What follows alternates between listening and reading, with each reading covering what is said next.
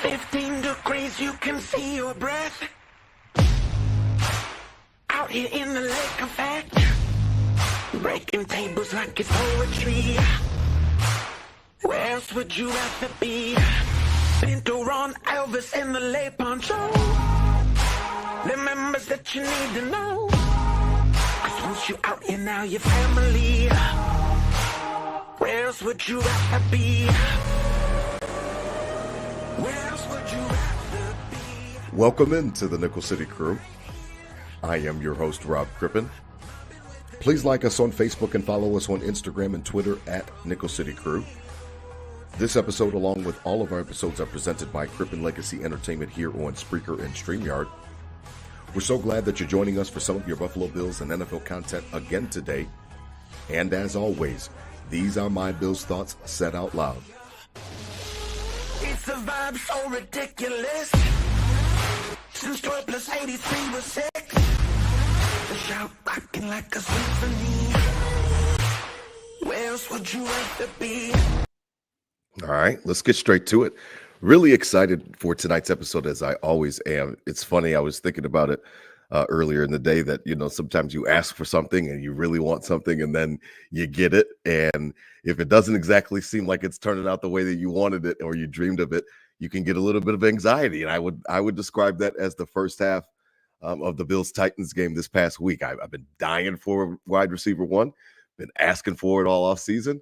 Brandon Beane finally delivers, and the Bills didn't look like they were ready to play to start the first half. And I started to get a little bit nervous. Help me get through some of that, as always. Joining me right tonight, riding shotgun, my co-host Adam Dump Truck Rupsick. Check him out on Instagram and Twitter at Adam Rupsick, RUPCZYK.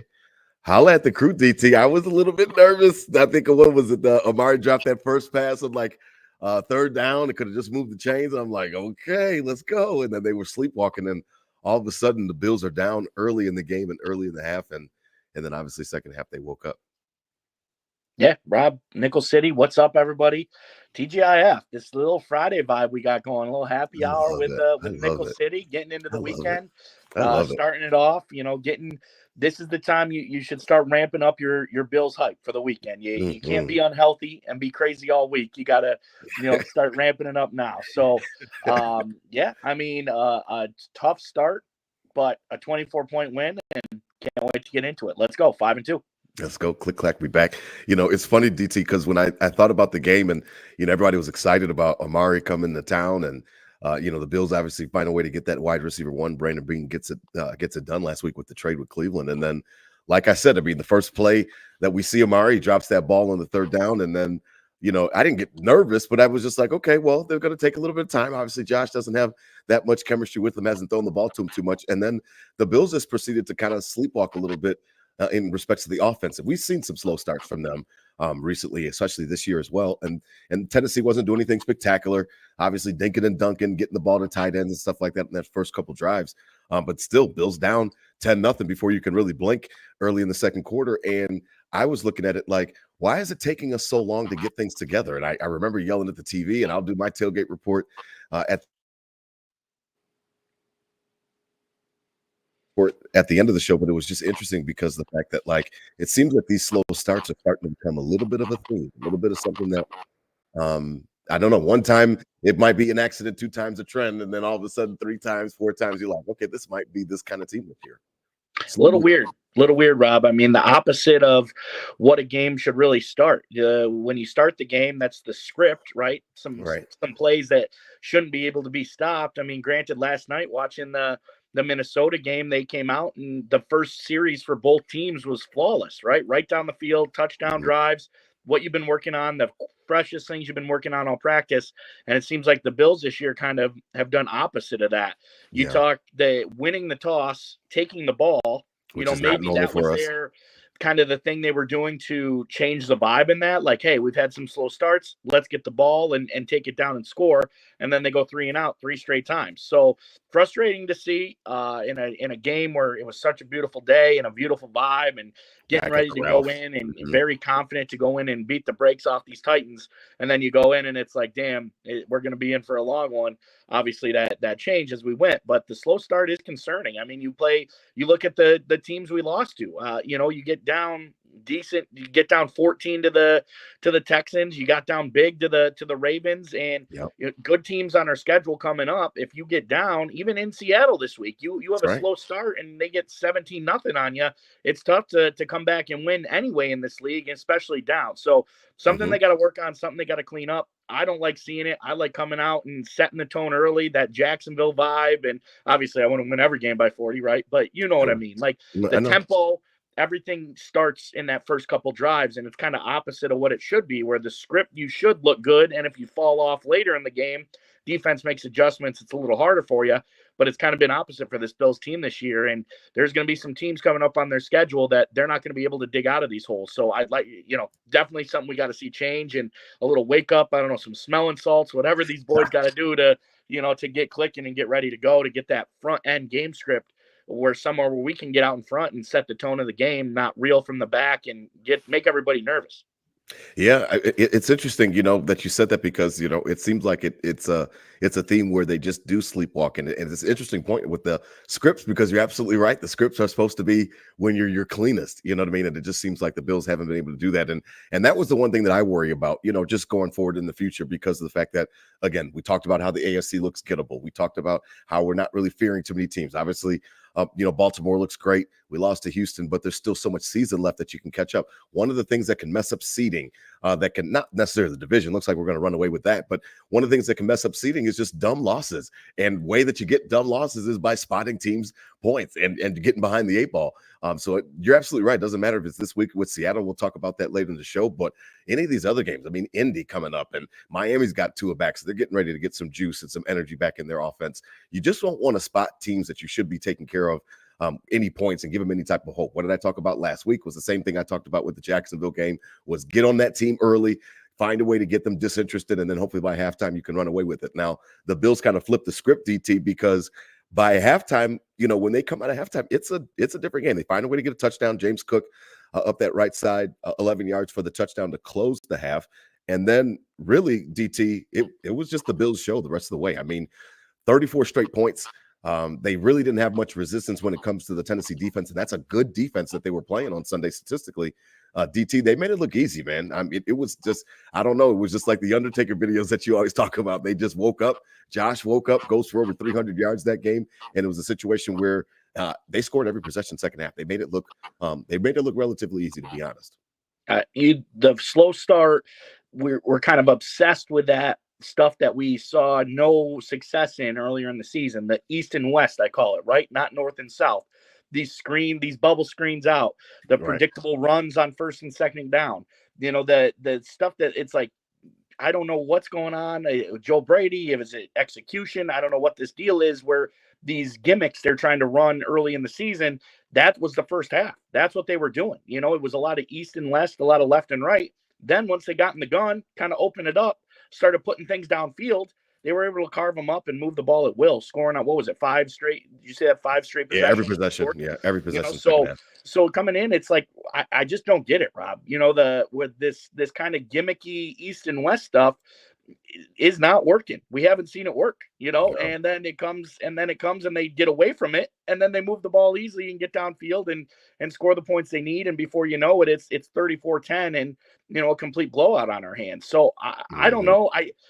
I'm not concerned yet. Obviously, if we see it in a close game down the stretch, and we're trying these things, Curtis Samuel again behind the line of scrimmage, and these predictable runs on first and second down with no really zone or no pulling guard, nothing, just straight up predictable stuff in East and West.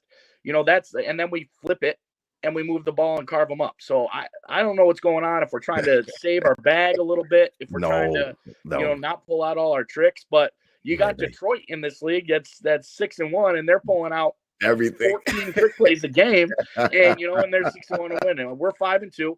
I'm not disheartening that by any means. We got it done. The objective was to be 5-2 if it was 1 point or by 24 points. Sure. But this gimmicky East and West stuff is the demise so far this season, and they just seem like they have to keep going back to it from some reason. And I don't know, Rob. It's kind of frustrating. Well, and one of the things that you talked about in there that's really been frustrating me, and again, I don't want to make it seem like a negative, and DT already said it. So DT's the ultimate optimist. You already know that I'm ready to bitch about something, and it's always, you normally said he's going to be McDermott for me, or it's going to be the offense because I'm obsessed with offense. I just one of the things that I came away from that game wondering, and I was happy that we won, just like you were, 34-10. You can't be mad about a lot, but I'm like, does Brady, like, does he get it? Like, does he understand, like offenses? And this is really something that has gone back to the offseason. We said we're going to be looking at them, going to be watching them. Yeah. Obviously, everybody eats kind of, threw that off a little bit and kind of distracted us. But like this stuff, like where he loves to run the ball, to the point where I'm wondering, like, does he think that there's some type of edict? I think I even text message you during the game and message you like, gotta have that. Like, it's like Brady's under some type of edict to run the ball on first down. And I don't get it.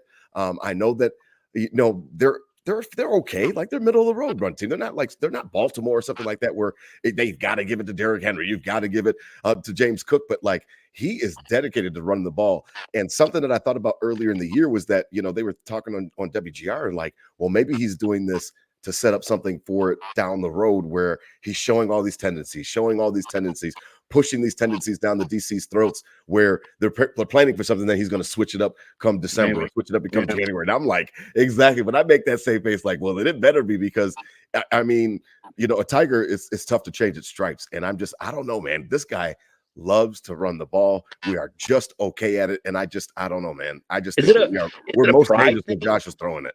Is it a pride thing? Is it like I'm going to just keep trying it, so when it does work, I can be like, see, I told you it would work. We just had to be in the right setting for it to work.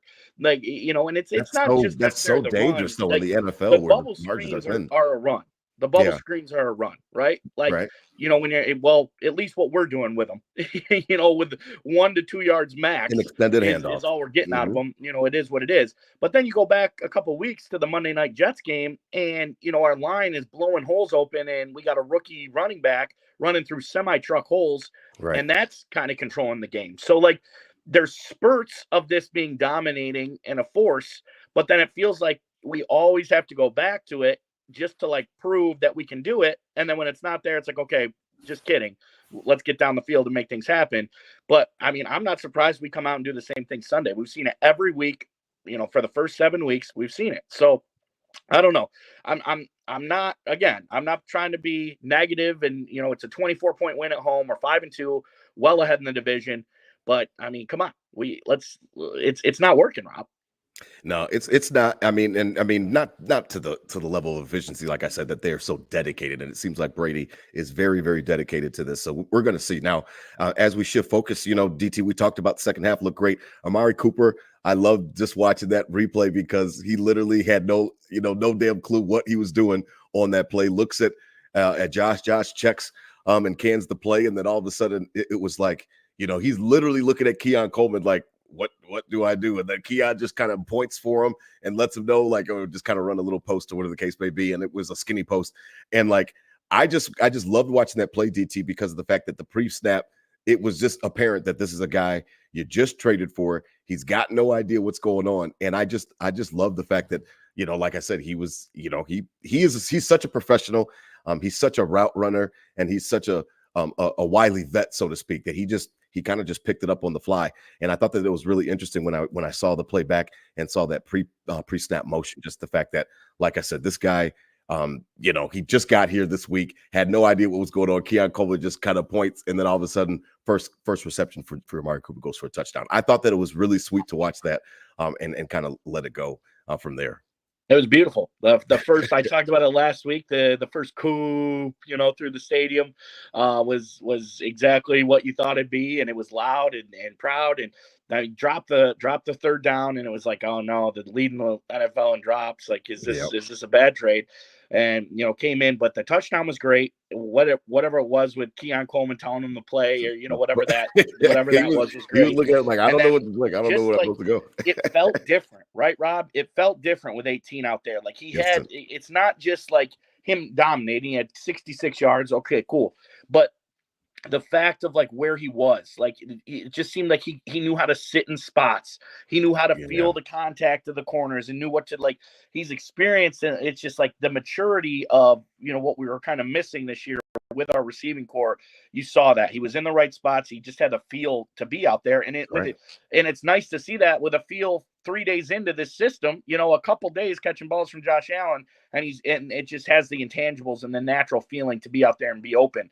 So we said it last week, and I'm harping on it again. The pressure valve is released on this offense now. Mm-hmm. Every systems and looks and game plans have to go to Amari Cooper now, and that's just going to open up everybody else. And we literally saw that in real time last week as Keon Coleman had wide open multiple times and took advantage. Kincaid finally got a few nice catches downfield. There was one series where they were like, all right, I'm sick of Cooper catching the ball. I'm sick of Keon Coleman catching the ball. Khalil Shakir had 6 catches on one series drive, in the fourth quarter. So that it's the method to the madness is happening in real time right before our eyes. It's not rocket science. It's you bring somebody in that's good, that's going to take attention to the defense, and then all your other players will have less attention on them and have more chance to shine. So it seems like he's a very come do your job type of guy, but knows how to play in this league and has the intangibles, and it showed great Sunday, and everybody else benefited from it.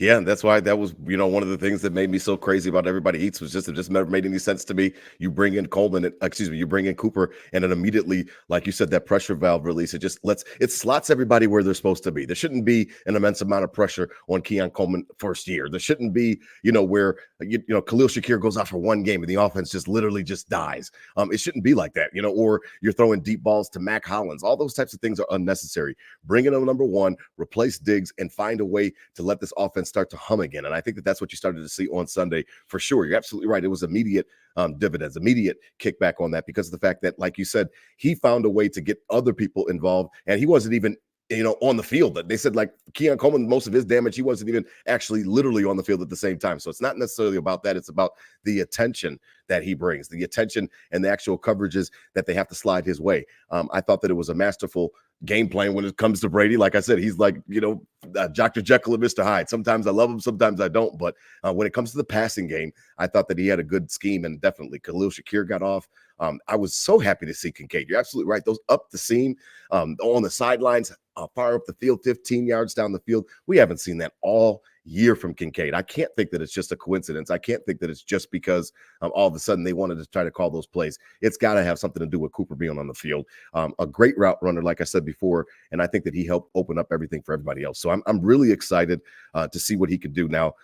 It's interesting because when you look at the stats and different things like that, Keon Coleman goes off. They robbed him of that one touchdown DT, which was definitely a touchdown.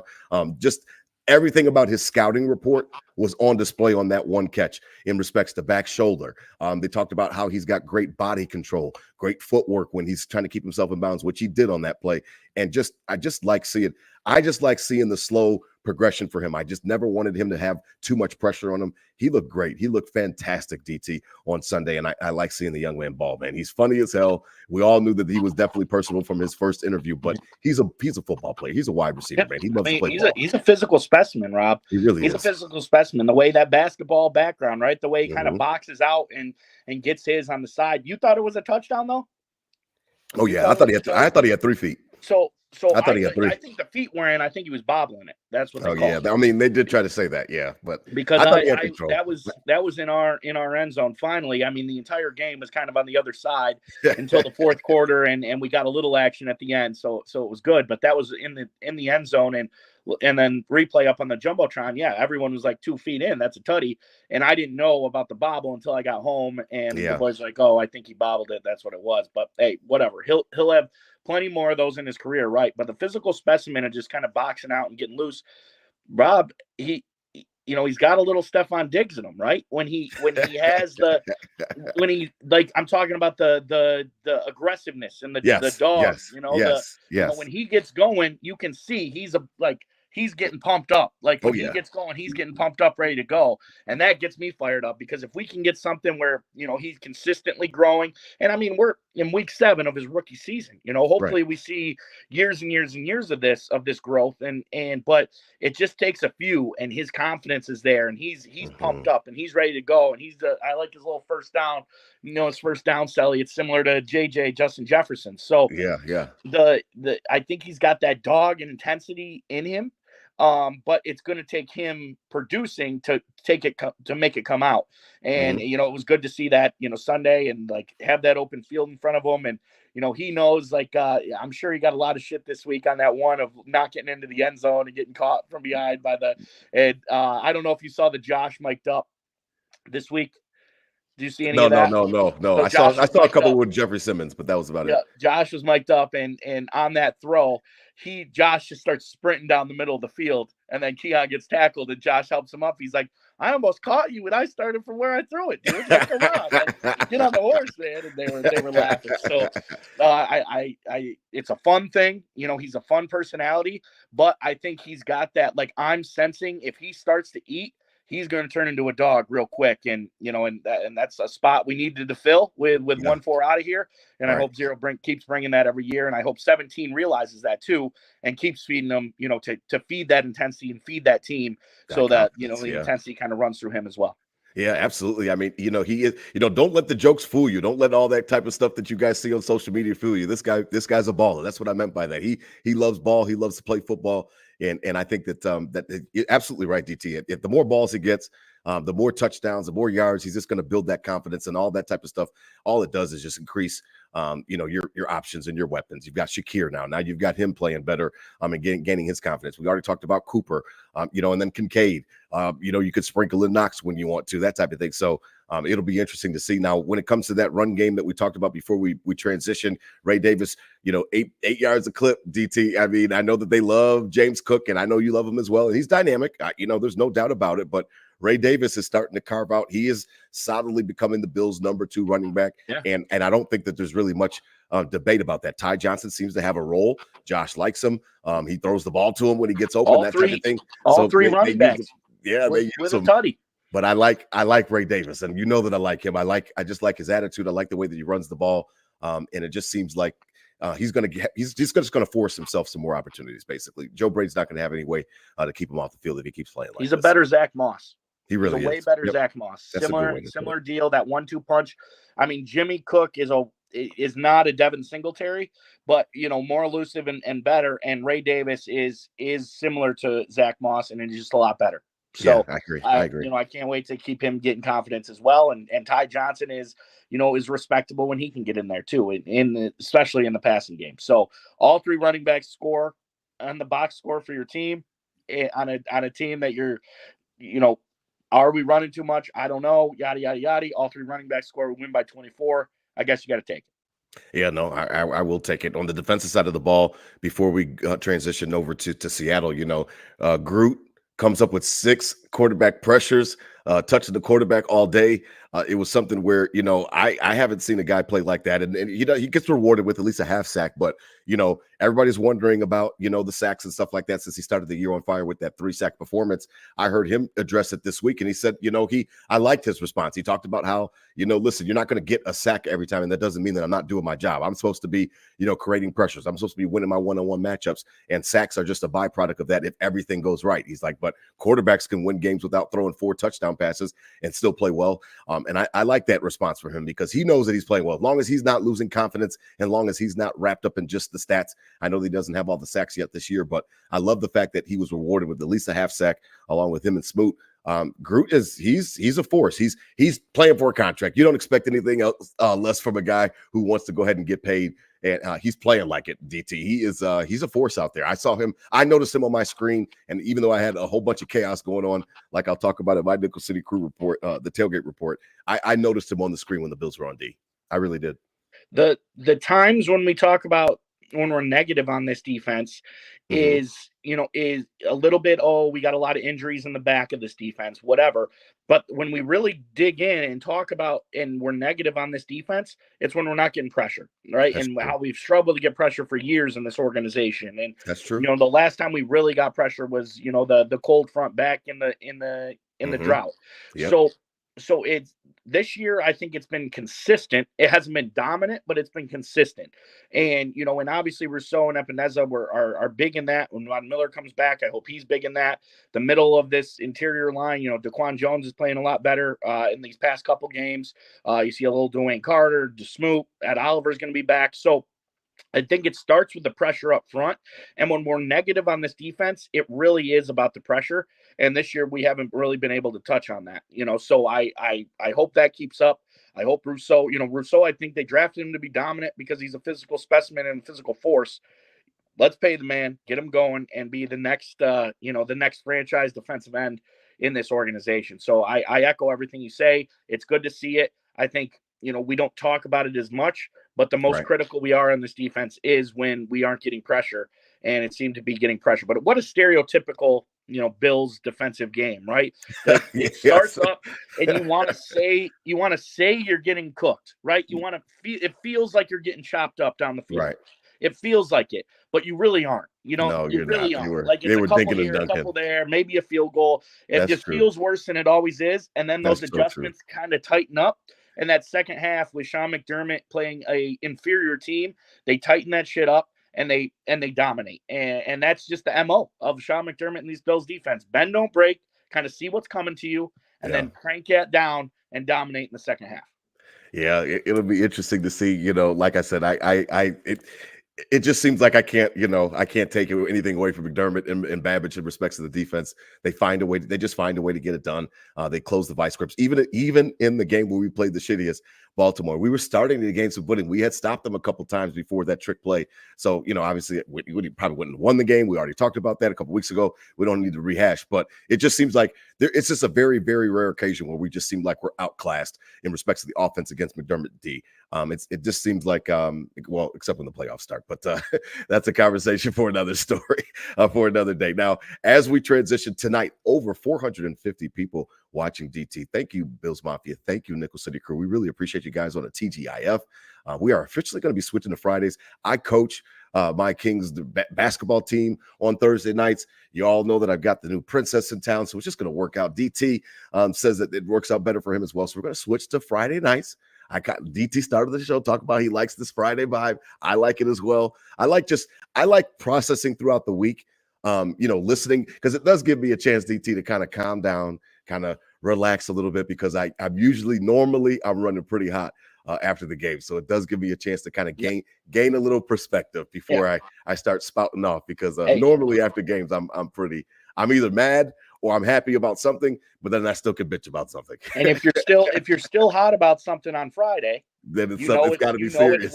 It's worth to be hot about, right? So, yes. So it's good for us. Yes. I like it a lot. Tonight's show is presented by 26 Shirts here on Buffalo Fanbase, the official Bills Mafia podcast network that DT and I simulcast on. Head on over to 26shirts.com for all of your latest Buffalo Bills, Buffalo Sabres, Buffalo City themed t-shirts. Again, portions of the proceeds go to a great cause. I know we talked to you guys last week about my buddy Jeff Pusateri, whose friend had passed away. The proceeds were going on that last version of the t-shirt to his family to help out with, I think he lost his life from cancer, which was really horrible. So again, portions of the proceeds are going to a great cause. The shirts are like $20, $25, whatever the case may be. A portion that goes to families that really need it. So please head on over to 26shirts.com. Your money will not be wasted. Now, DT, as we transition, the reason that I named the episode the way that I did, because, I look at the schedule, and, I kind of said it tongue in cheek after the Baltimore game, because I was pissed, whatever the case may be, and I was mad, and I was, I'm on Twitter and I'm arguing with my boys in the Twitter space, and I'm like, Bill should go 8-2. No problem. They should go 8-2. And I'm hot, and I'm like, long as they trade for a wide receiver, I don't see any problem. Like, oh, shut up, Crip, and this and that, and this, and I'm like, what? I'm being serious. Y'all think I'm being, condescending? What? We trade for a receiver, Bean, and then go ahead and go 8-2.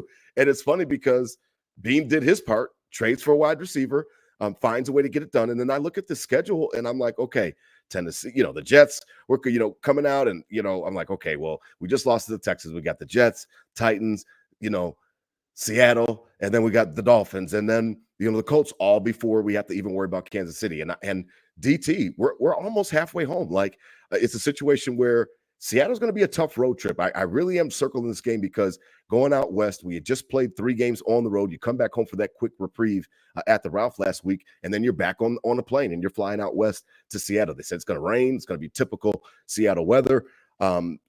This is kind of like a big game. I know it's NFC opponent, but this is kind of another. What did I tell you a couple weeks ago, DT? I love games where I get a chance to find out who my team is. I love those type of opportunities where I can see the mettle of the team. As we're approaching the halfway point of the year, DT, this is like the perfect matchup as a litmus test to see. This offense can pass the ball. They can throw it. What do we pride ourselves on? Stopping the pass. What do we pride ourselves on? On getting to the quarterback when we can. What are we weak at? Stopping the run. What are they good at? They're good at, running the ball with Kenneth Walker. Man, this looks like a matchup where you got to really have your shoes, they got to have them fast and tight, because this could be a team that could beat you for sure. If you're off your game or you're lackadaisical, you're lethargic, whatever the case may be, they've got a great home field advantage with Lumen Field. You better come and bring it, like literally from kickoff. This is not a team that you want to just mess around with on Sunday. Why haven't we played them in Seattle in so long? In 20 years. Sal Capaccio said that there was a schedule quirk where they started to pair the NFC West teams. They would actually like pair them together when they would come east, or pair them together when we would go out west. So Seattle got caught in that with, I think it was Arizona, and that's why we skipped 8 years ago or whatever it was. Yeah, exactly, because it's usually every 8 years. Every 8 years, once, right? And so Capaccio said it was that. The last game there was the Monday night game with Tyrod and the debacle before halftime with the field goal. Yes, with Sherman's 14 times. Mm-hmm. Yeah, Sherman so hit our kicker. Okay. Mm-hmm. Seattle. Going to be Patrick Hammer. I heard on 550 today. Weather not bad. Oh, okay. A little misty, but that it's always kind of rainy and gloomy up in the Pacific Northwest, right? Sure. A loud stadium, kind of the Bills of the West, if you will, when it comes to crowd noise, and that stadium being built for crowd noise, and the new Bills Stadium is kind of modeling something after that to make the best home field advantage in the league. So a lot of factors coming in against, you said it, the top passer in the league, and Geno Smith. And I mean, I wouldn't have never thought that was going to be on my bingo card in my life, saying that halfway through an NFL season. Yeah. But they're talented. They're talented kind of in all directions. They made a few trades. They got this Dearness Johnson, who made a few plays against the Bills last week, and they're going to be going up playing against them again this week, and he's going to give them some nice insight on what this offense does and some quirks to it.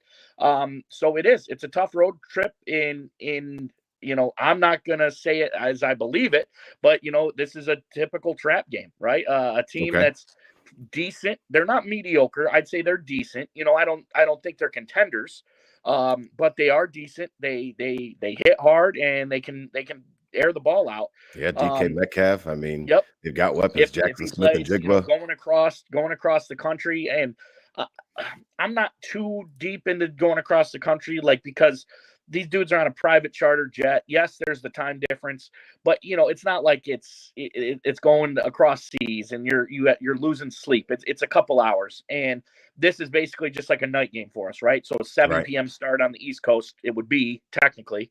That's true. So it is what it is. But the fact of winning the games you need to win. There's some games we talk about later in the schedule with the 49ers, the Chiefs, the Lions, right? Some big time games coming up, that this is kind of like, they're good and they're a little above mediocre and you can't take them lightly, but it's kind of like the Titans last week. The record's a little different, but you got to go in there and expect to win. And obviously the Bills being on the road as a favorite, shows that that's the expectation. But it's going to be a tough one. It's going to be a tough one. All those aspects of going in, and the guys were even talking about that when they kind of got punched in the mouth against the Ravens and against Houston, of kind of a hostile environment, and they struggled to kind of get it going because the communication was off early in the game. And Connor McGovern was talking about it this week on GR about it, how it was hostile and they weren't ready. So hopefully that was lessons learned, and they go in and, don't have a slow start like they're prone to do against a hostile environment. Cause I don't think a lot of Bills Mafia is going out to this game this year, as their away game, when there were so many away games close by, to go to. I don't think Seattle's the top of the list for people, but it's a true road environment. It's going to be a true road game. It's going to be tough against a team that has been good, for the last 10, 12 years. The Seattle Seahawks have been decent. So I'm ready for it. But 4:00, we got to kind of get into that zone as we go into this week. But you got to expect to win. I think that I think you're a little bit down on Seattle but I think that's just our tendencies as a dynamic, you and I, to begin with. I think I'm always waiting for to get smacked in the face while you're always, expecting to, let's go get this. You know what I mean? So I think that matches us. I'm not nervous per se. I think that like I said, a true road game will be a good test. I definitely think that's true, and you're absolutely right about your talk about the Bills Mafia. And I don't think we're getting out there in droves or anything like that. It's not Nashville or anything, or Cleveland, to be far away. That's a trip. But the bigger thing is that they're weapons. I respect their weapons. I think that Geno, you're absolutely right. He resurrects his career. A backup after the Jets kick him to the curb, and then what a story. You know what I mean? Like, he should have been comeback player of the year already, at least one of these years. I know DeMar won it, or was supposed to win it, and Flacco stole it from him. But Geno, what a story that is. First round pick. Comes from West Virginia, chucking the ball all over the field, and then flames out with the Jets, and then all of a sudden you think his career's over. You think he's going to be just a career backup, and all of a sudden he just resurrects himself. Where last couple of years he's been slinging that rock. So I respect DK Metcalf. I know that him and Smith have been going through their ups and downs of getting their chemistry. I've been watching some of their little spats and things like that. But Jackson Smith and Jigwa, his second year, he looks promising. They still have Baldwin. Like, I just. What I don't want to do, strong run game. Strong run game. Kenny Walker, Kenneth Walker will run you over. He'll catch the ball. He's got great great hands for a running back. So it's a situation where that's all I want. And we'll talk about the injuries here in a minute, but I just want everybody to have their T's crossed and their I's dotted, because this is a game that you should win. I agree with you on that.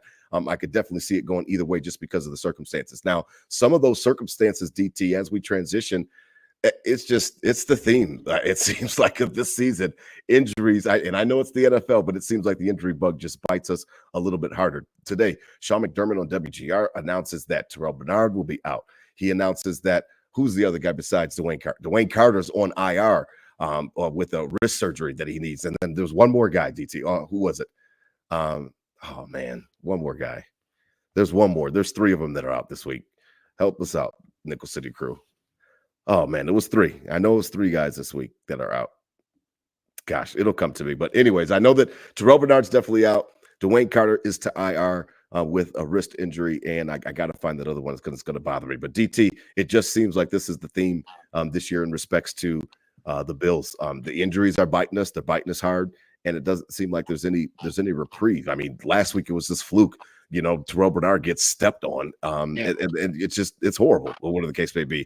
So I don't know what you think about it, but I just know that I'm sick of all these injuries. I'm sick of them affecting the team this way. But Sean McDermott already ruled them out, so they're standard is the standard. Curtis Samuel, that's who the other guy was. Curtis Samuel. Not like we really do much with him anyway, but that might be better. But the glass half full with Terrell Bernard. It wasn't the same injury he had, right? So it's not like he re-aggravated, made something worse. It's an ankle that everybody in the NFL has sprained their ankle multiple times, right? So it's something they're going to work through. But hey, Khalil Shakir, it took him a week, to get back from that.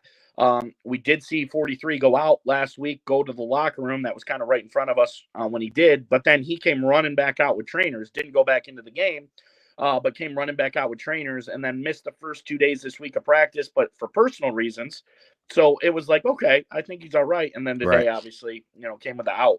But when Terrell Bernard was out, there's a hole in that. There's a hole there. When he came back, he made two playmaking plays against Houston. He's making fumble recoveries, picks, tackles. He makes game-changing plays every game he's in. So that's a huge loss, a crucial loss. Dwayne Carter stinks because he was kind of on the rise. We were starting to see a little more out of him. He had that big fourth down stop last week. As you move, as you go, Ed Oliver's back though then, right? Ed Oliver's back. Yes, he is back. So hopefully that fills that Dwayne Carter hole. And then Terrell Bernard, I mean, again, we're gonna feel that. We're gonna feel that in the middle. He's a playmaker. So it sucks. Next man up. Standard is the standard. But it's, this team is not as deep as we kind of thought it was, in the off season and going into this, where we were like, oh, we're kind of deep everywhere. And there's a bunch of guys that could be good. And then we kind of realized like the starters are the starters for a reason here. And we need these dudes. So this is a team that's a Super Bowl contender when healthy. A lot of teams can say that, right? But a Super Bowl contender when healthy. And unfortunately, Terrell Bernard is a big part of that. So, we hope it's not enough to bring the L in this week, but an ankle, I think he's back for Dolphins in 2 Sure. weeks. Yeah. Next man up. We'll test that. We'll test that theory once again in respects to him. And like I said, Dwayne Carter's been playing well, rookie, but really stepped up in Ed Oliver's absence and really was just he's just been consistent. I told you in the draft time, you remember when we went on the K Gun report. I liked him. I liked the way that he spoke. I liked the fact that he was from a football family. That he was all business, and the way that he talked the game, the way he spoke the game, and then we've had a chance to see that kind of bear fruit on the field. He's well beyond his years, and definitely a mature football player. So we're going to hope that we get a speedy recovery for those guys for sure. Now, as we transition, DT, the Nickel City Crew Tailgate Report presented by Queen City Vintage. Check out Queen City Vintage. Our buddy Nick is running a great site. He's got an actual storefront on Elmwood, right across from 40 Thieves. He also has the website. Check them out at it's Queen_City_Vintage_716. He got some damn underscores. You got to change that thing. But anyways, Queen City Vintage, check them out. Listen, Buffalo Sabres, Buffalo Bills, anything Buffalo vintage. What do they call that? Retro, whatever the case may be. He's got all of that type of stuff. The nostalgic hats and sweatshirts, all the cool stuff for sure. Check them out at Queen City Vintage. Listen, they've got a great place going on there on Elmwood, and they also have a great partnership with us, and we'll get to our giveaway at the end of the Tailgate Report. We've got our second giveaway, DT. The first giveaway was a success. I think it was really a resounding success. We got more exposure. We got some more likes. We got some more follows, and that's all really what we wanted, was to try to engage with the fans more, get the crew growing for sure, and that's definitely been successful. Yeah. DT, you go first because my Tailgate Report was a little bit more hectic than yours, even though yours was definitely just as special. So if you don't mind, kick us off, man. How did it go? As we left you last week, you were getting ready to take Mama Rupsick to her first Bills game. You guys just finished the stadium tour that day. You went out to dinner that night. Please take us from there. How did everything go? Because when I turned the TV on and I saw that weather, I said, "Oh, I thought of you guys first." I was like, "Mama Rupsick, what a damn first game she picked to go to," because it had to be just so beautiful. It looked awesome on TV. It looked top awesome. notch, Rob. It was better. It was better than Arizona, right? This might be turning into a segment too. Hey, Ma. Ma. This might be turning into a segment too. I mean, obviously, won't be at the match bed. Tailgate report. Mama Rupsick, 2 weeks in a row. 2 weeks in a row. We're just blessed with your grace again. It was wonderful. We had such a great time. Yes. How did you enjoy the tailgate with your son? It was great. Yeah. had her hoodie on. Had her hoodie on from Queen City Vintage. Yes, so, I saw. We were repping there. Good stuff all the way around. Beautiful day. So, typical about an 8 a.m. departure from North Buffalo. Went down. Had a nice little grill with us this time. Listener Noah came down with us as well. He was our third in our group. Got to the lot. Rolled out. Did some breakfast sandwiches. Bacon, egg, and cheese right on the cast iron on the grill. Forgot the spatula though. So shout out Noah for being innovative. Put down a beer can, flattened a beer can out, and we used that as our spatula to flip the eggs. So the mafia, baby. We can do anything. It was a Labatt blue. Pizzas in a file cabinet. We can do anything. Yep. In true Buffalo fashion, we got our bacon, egg, and cheeses out. Beautiful, like literally beautiful day. Didn't even need a jacket. Yeah. The vibe started picking up. It was a beautiful. Everybody was in a good mood. 4-2. Got Amari Cooper. Haven't seen him in a while. Game, everybody starts hearing, "Hey, it's your first game. Come on over, take a shot. Come on over, take a shot. Have an apple pie shot." Yeah. And I love it. What? My son's telling me no more shots. Hey, how the tables you gotta turn, listen Mama. to the professional tailgaters, right? You gotta listen to the professional tailgaters. We had to get it done, make sure she got into the game. But it was good. We did. I saw a lot of friends. I hadn't seen in a while there. Beautiful day. Had some hot dogs going later on. Sure. And just the vibe was high anyway, and then the weather just increased it by 10. Yeah. Walked into the game, had a nice giveaway this week. Flags, some good sized Bills flags. Like very nice. You can maybe hang it outside. You're like a legit. And if you need one, we got you, Rob. Because you already know I need one. Yeah, she got about 40 of them as we walked in. Everybody we passed, she's putting them in her hoodie pocket. Yeah, I need one, Mama. I need one, Mama. Got into the game. Flyover was fighter jets. Rob. Okay. I Oh, mean, we're beautiful. talking not just a cargo plane coming over. These fighter jets were sick, and it That's got what's us up. pumped. And it was a beautiful tailgate. Very Beautiful tailgate. emotional. That Yep. is really cool. Now, how did you enjoy the atmosphere? Because it is a little bit different, Mama, than on TV. Would you agree? Yes, it was. Yes.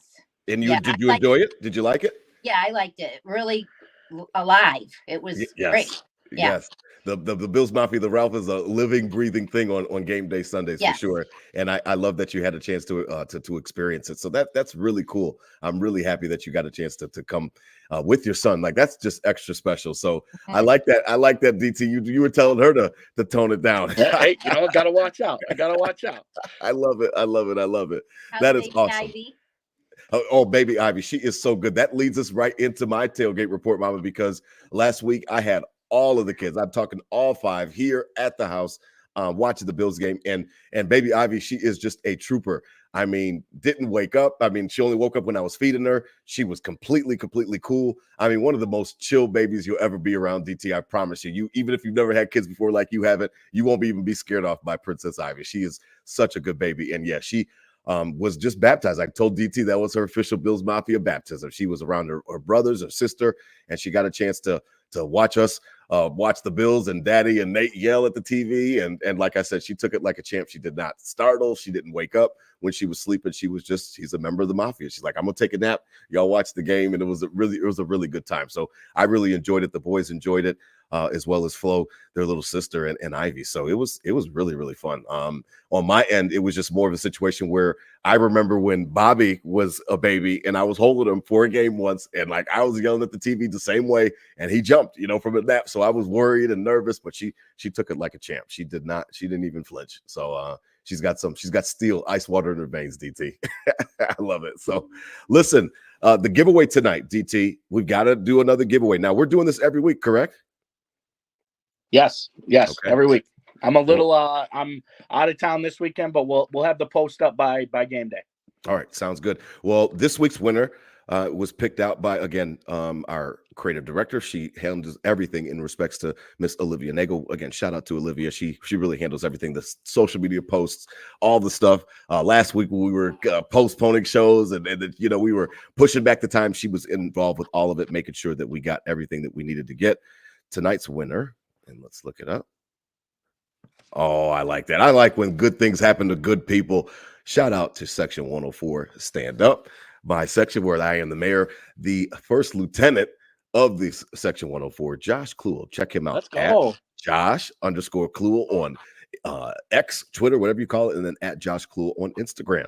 So shout out Josh, one of the OGs. I think it's Josh. Let's go. Noah. There's a couple others, Seth Brown, Big Ben. There's a couple of the OGs that have been with us since the very, very beginning, and we really appreciate you guys. Aaron Wood down there in Florida that I went to high school with. So that's what's up, Josh Kluel. What was we have the Beast Mode Beast shirt. Mode, Nice. Beast Mode. That's Yes, a sick shirt. yes. Yeah, and then Olivia put up like one of this dudes from Oakland song of like a rap song about Marshawn. I was like, man, Olivia, she's pretty good. Like she's top notch at this. So I really appreciate her help on this. So congratulations, Josh.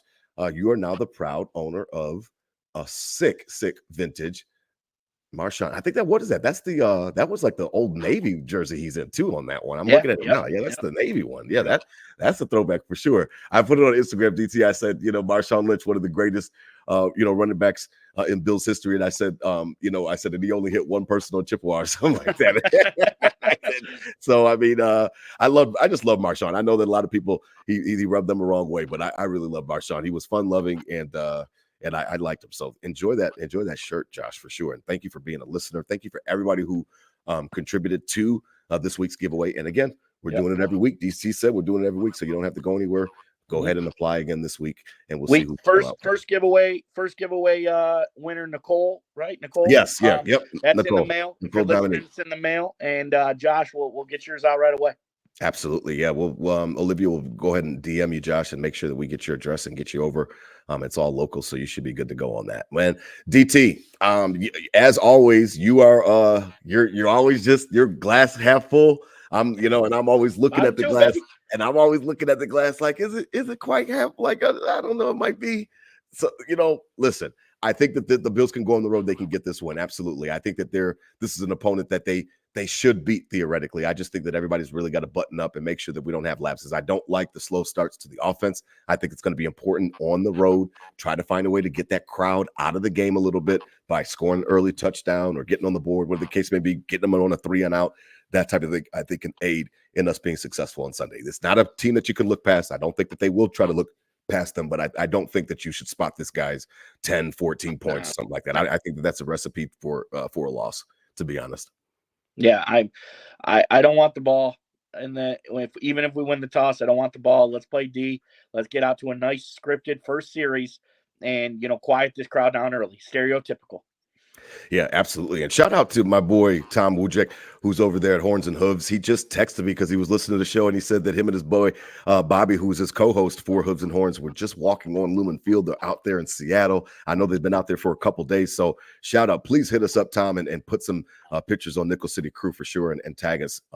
That is really, really cool. So a couple members of the Mafia out there, DT, that, a few. You gotta get in that fish market district and catch the fish with the paper, all that stuff. We'll probably see that picture for sure on Sunday. Well, DT, I really appreciate your time tonight, man. Enjoy the game Sunday. Like you said, a little 4:00 start, so we don't have to rush. No rush. Just kind of ease into the day. Watch the 1:00 football and then get ramped up for 4:00. I'm ready for it, man. Yeah, and it's the 4:05 Mafia Nickel City Crew. 4:05, not the 4:20. Yes. So be ready right at 4:00. Be ready right at 4:00. Ease into it. Do whatever you got to do. But 4:00's your cutoff. Get in. Get rolling. Yeah, I love it. I love it. Over 600 people watching us tonight. We appreciate your support for Nickel City Crew, Bills Mafia. We really do. It really means everything to us. I know that DT and I have shared some stories recently about other people that have been telling us that they've been listening and things like that, and through the grapevine.